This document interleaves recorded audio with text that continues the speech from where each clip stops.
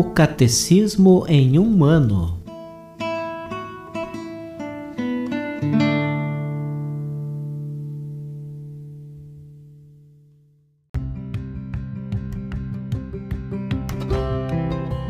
Olá, eu sou o Jefferson, seminarista na Diocese de Ponta Grossa, Paraná. Você está ouvindo o podcast O Catecismo em um ano. Vamos ler todo o Catecismo da Igreja Católica ao longo de 365 dias. Estamos usando a tradução em português, apresentada pela CNBB em 2013, baseada na edição típica em latim. Baixe o plano de leitura que você pode encontrar na bio do Instagram, @o Catecismo em um ano, ou na descrição desse podcast.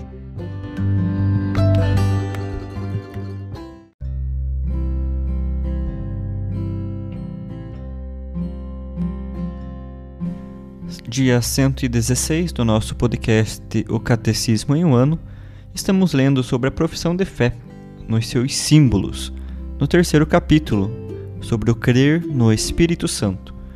E hoje nós leremos dos números 897 ao 903.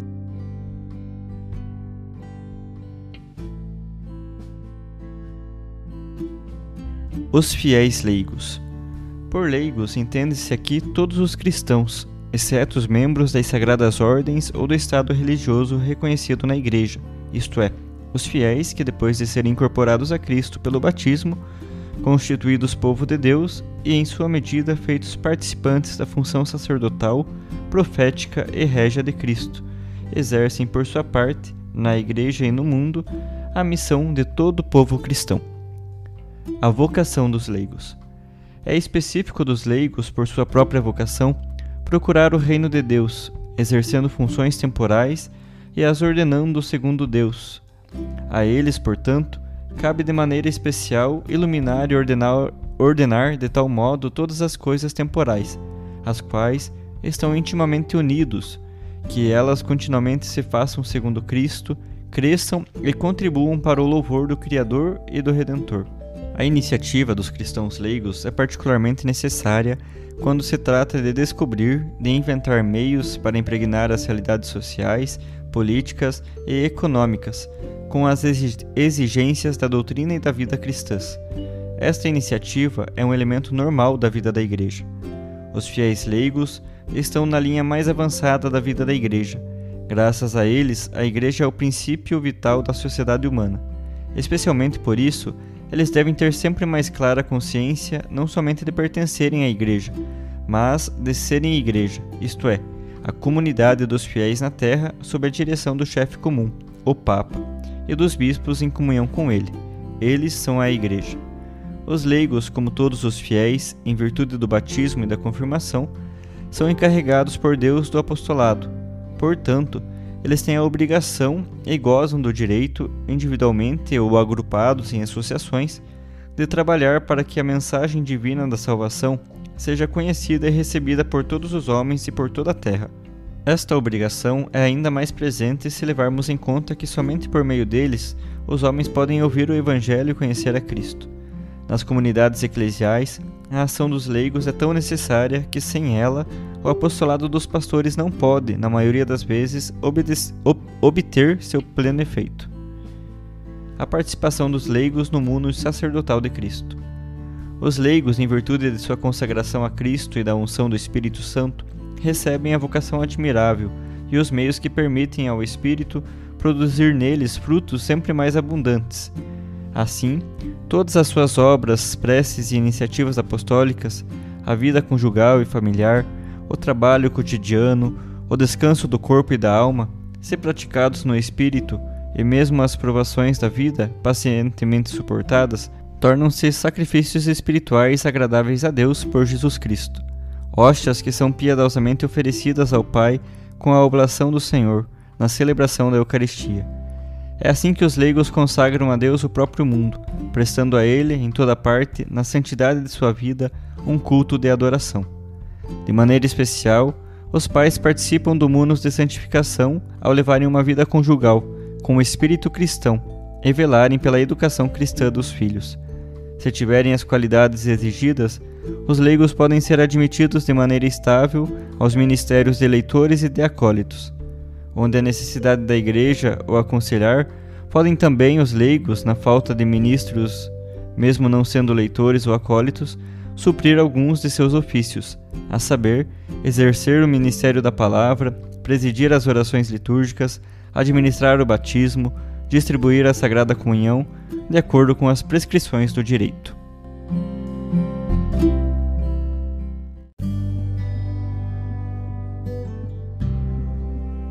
A nossa catequese de hoje se refere à participação dos leigos na função profética de Cristo, da audiência geral do Papa São João Paulo II, no dia 26 de janeiro de 1994.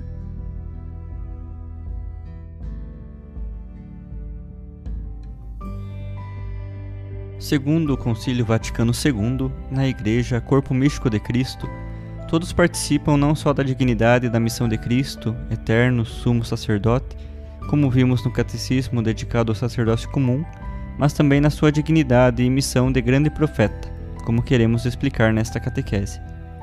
Comecemos por reler o texto da Constituição Lumen Gentium, segundo a qual Cristo cumpre a sua missão profética até a plena manifestação da glória, não só através da hierarquia, que ensina em seu nome e com o seu poder, mas também através dos leigos, que por conseguinte constitui testemunhas e dota-as do sentido da fé e da graça da palavra, para que a virtude do Evangelho resplandeça na vida familiar e social cotidiana.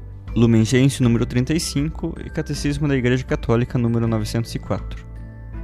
Como se vê nesse texto, trata-se de uma investidura realizada pelo próprio Cristo, que constitui os leigos como testemunhas, dotando-os do sentido da fé e da graça da palavra, com uma finalidade puramente eclesial e apostólica, pois a finalidade do testemunho e da investidura é fazer resplandecer o Evangelho de Cristo no mundo, isto é, nos diversos campos onde se desenvolve a vida dos leigos e onde eles desempenham seus deveres terrenos.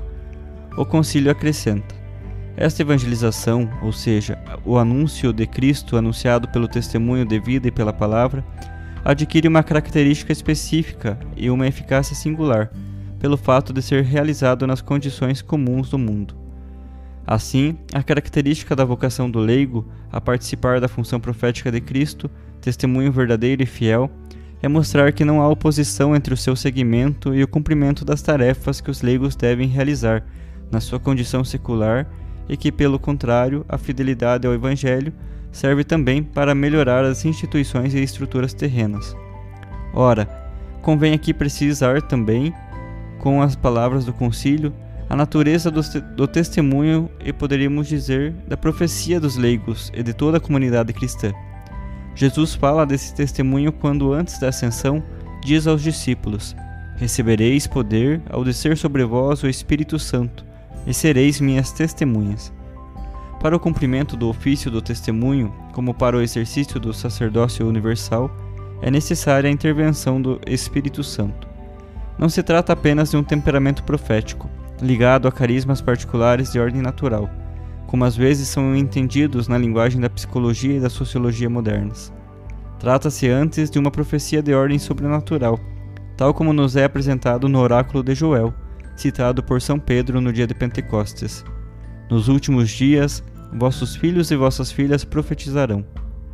Trata-se de anunciar, comunicar, fazer vibrar nos corações as verdades reveladas, portadores da vida nova concedida pelo Espírito Santo. Por isso, o concílio diz que os leigos, os fiéis leigos, se constituem como testemunhas, dotando-os do sentido da fé e da graça da palavra. Lumen Gentium número 35. E a exortação apostólica Christi Fidelis Lait acrescenta que eles estão capacitados e comprometidos a acolher o Evangelho com fé e anunciá-lo com palavras e obras, sem hesitar em denunciar o mal com ousadia. Tudo isso é possível porque recebem do Espírito Santo a graça de professar a fé e encontrar a forma mais adequada de expressá-la e transmiti-la a todos. Os cristãos leigos, como filhos da promessa, são chamados a testemunhar no mundo a grandeza e a fecundidade da esperança que trazem no coração, esperança fundada na doutrina e na obra de Jesus Cristo, morto e ressuscitado pela salvação de todos. Num mundo que, apesar das aparências, tantas vezes se encontra em situação de angústia pela experiência sempre nova e decepcionante dos limites, das carências e até do vazio de tantas estruturas criadas para a felicidade dos homens na terra, o testemunho da esperança é particularmente necessário para orientar os espíritos na busca da vida futura, acima do valor relativo das coisas do mundo. Nisso, os leigos, como agentes ao serviço do Evangelho, através das estruturas da vida secular, têm uma importância específica. Eles mostram que a esperança cristã não significa fugir do mundo ou renunciar a uma plena realização da existência terrena, mas sim a sua abertura à dimensão transcendente da vida eterna, a única que dá a essa existência o seu verdadeiro valor. A fé e a esperança, sob o impulso da caridade, estendem o seu testemunho a todo o âmbito da vida e da obra dos leigos, chamados a fazer resplandecer a virtude do Evangelho na vida cotidiana, familiar e social. Lumen Gentium, número 35. É a virtude do Evangelho que se manifesta na contínua conversão da alma ao Senhor, na luta contra os poderes do mal que atuam no mundo, no esforço de reparar os danos causados pelos poderes, obscuros ou manifestos, que tendem a separar os homens de seu destino. É a virtude do Evangelho que eles refletem em sua conduta diária, quando, em todos os ambientes e em todas as circunstâncias, permanecem cristãos corajosos, sem medo de mostrar suas convicções. Lembrando as palavras de Jesus, quem se envergonhar de mim e minhas palavras, dele se envergonhará o Filho do Homem quando vier na sua glória, a de seu Pai e a dos santos anjos. Todo aquele que se declarar por mim diante dos homens, o Filho do Homem também se declarará por ele diante dos anjos de Deus. É a virtude do Evangelho que se manifesta quando eles permanecem pacientes nas provações e se comportam como testemunhas da cruz de Cristo. A virtude do Evangelho não é exigida apenas dos sacerdotes e religiosos em sua missão de ministros da palavra e da graça de Cristo. Os leigos são também necessários para a evangelização dos ambientes e estruturas seculares, onde se desenvolve a sua vida cotidiana. Nesses setores do mundo, o seu testemunho incide ainda mais e pode ter uma eficácia inesperada, a começar pelo âmbito da vida conjugal e familiar, como recorda o concílio. Por eles e por todos os seguidores de Cristo, chamados a ser profetas da fé e da esperança, pedimos a força, que só pode ser obtida do Espírito Santo com oração assídua e fervorosa.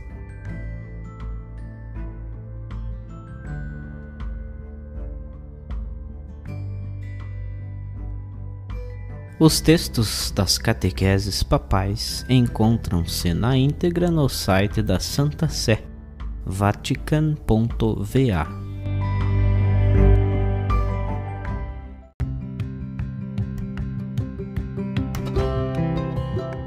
Você acaba de ouvir mais um episódio do podcast O Catecismo em um Ano. Continue nesse bom propósito de aprofundar o conhecimento e a vivência da fé católica e procure participar da sua comunidade. Rezemos por todos que estão fazendo esse caminho de leitura do Catecismo. Até amanhã!